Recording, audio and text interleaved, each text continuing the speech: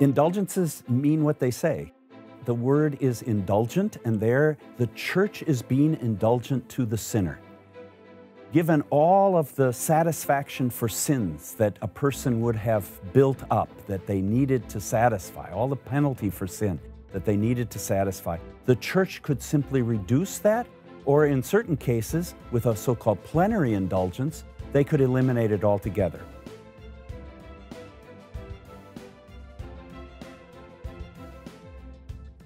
Well, we really have to go back before that to a sermon that he delivered in on January 16th, 1517. So this is now about 10 months before Luther writes the 95 Theses. There he realizes that an indulgence not only takes care of the satisfaction demanded for sin, but that it actually has an effect on contrition itself, that is, a person's sorrow for sin. Because in a sense, they are buying their way around any sense of remorse for their sins by purchasing one of these plenary indulgences, because they no longer have to fulfill any requirements vis-a-vis the old creature, the flesh, and therefore can just simply buy their way out of God's discipline and chastisement. And Luther says that somehow contrition, which is true sorrow for sin, and an indulgence are really at loggerheads with one another.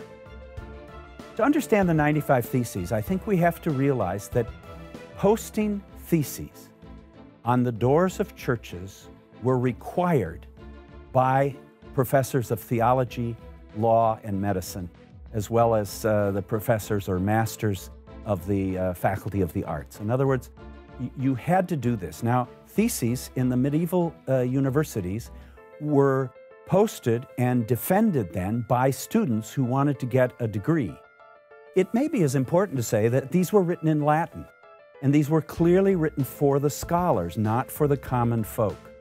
There was a translation made into German, but as near as we can tell, that translation, made in early 1518 and sent to Luther, was never published. Because Luther himself said, no, people are not going to understand these 95 Theses, they're far too convoluted. And so instead, in about March 1518, Martin Luther went ahead and published an essay, or sermon as he calls it, on indulgences and grace. And that sermon, which had 20 paragraphs, was in German, and it is what really made Luther the first living, best-selling author the world had ever seen.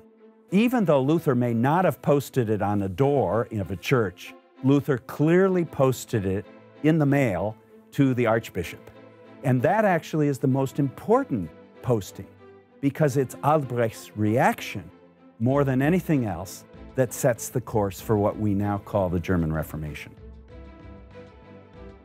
Actually, I think, as Pope Francis himself said in a letter a couple of years ago, this is the first opportunity that we have as Christians to commemorate the Reformation together.